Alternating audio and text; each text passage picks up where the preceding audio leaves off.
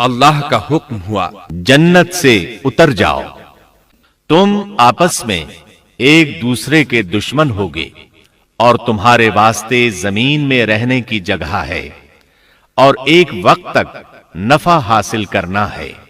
تم وہیں زندگی بسر کرو گے اور وہیں مرو گے اور وہیں سے دوبارہ نکالے جاؤ گے۔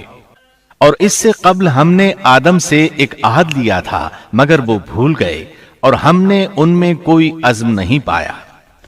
اور جب ہم نے فرشتوں سے کہا آدم کو سجدہ کرو تو ابلیس کے سوا سب نے سجدہ کیا، اس نے صاف انکار کر دیا۔ تو ہم نے کہا اے آدم، یہ تیرا اور تیری بیوی کا دشمن ہے، خیال رکھنا ایسا نہ ہو وہ تم دونوں کو جنت سے نکلوا دے اور تو مصیبت میں پڑ جائے۔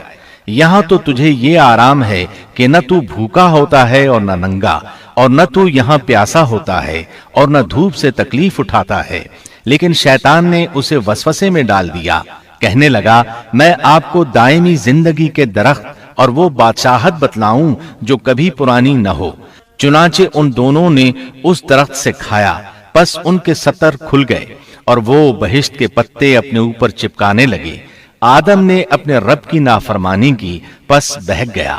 پھر اس کے رب نے نوازا، اس کی طرف توجہ فرمائی اور اس کی رہنمائی کی۔ حکم ہوا تم دونوں یہاں سے اتر جاؤ، تم آپس میں ایک دوسرے کے دشمن ہو۔